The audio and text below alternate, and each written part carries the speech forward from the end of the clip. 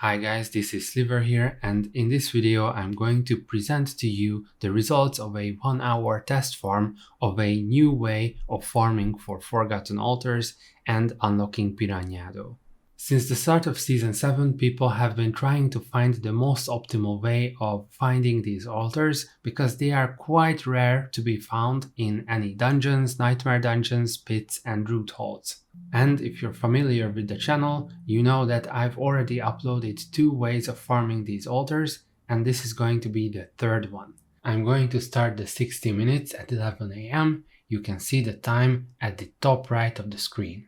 This time we're going to check a method that is suggested by a Reddit post. I will have the link to that down in the description, and we'll see how well it compares to the other methods that I've tested before. And don't worry, I'm going to explain what I'm doing step by step as usual. So once again, we're going to journey to the Hoarfrost Demise dungeon in Fractured Peaks. You should have the difficulty at the highest possible setting that your character can handle, and you should also run a build that can run very fast and survive. However, it doesn't need to kill any mobs, so the damage is not priority for this. In addition to that, the usage of the new seasonal Drought of Whispers elixir is once again recommended because it will double your chances of finding an altar. So here we're going to apply a different tactic than we did before, and this time we're not going to explore the whole dungeon, we're just going to explore its first part. The first part of the dungeon consists of one small circle until the stairs that you can climb down into the second part. So once again, in this method we're only exploring the first part with the circle up until the stairs. Once you see the stairs, you should go back to the entrance, get out of the dungeon and reset the dungeon. The reason we're doing that is that it's much more time efficient to just check the first part instead of running through the whole dungeon. This way, we might miss a few altars that are located in the second part of the dungeon. However, on average, per time, we should get more altars if we can reset the dungeon more quickly and just check the first part.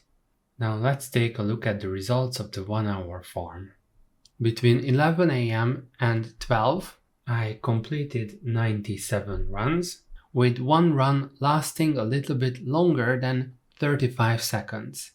And during these runs, I found a forgotten altar at 43 minutes into the run, and I also managed to find a forgotten altar at the very end at 57 minutes into the run. So this makes it so that I managed to find 2 forgotten altars with this method in 1 hour. I would say that this compares well with the other method of checking the whole dungeon. The sample size is definitely too small to know for certain which one is definitely better, but in terms of danger, in terms of survivability, this shorter run is much better because there are less dangerous enemies in the upper part of the dungeon, the corridors are less tight, and you have to use less healing potions as well. So if you get a weaker character that cannot necessarily withstand a lot of hits and stuns, I would suggest using this run. And that's it. Let me know in the comments whether you managed to get an altar with this method or not, and how long it took for you. If you've got any other methods that worked for you, please let me know about them as well.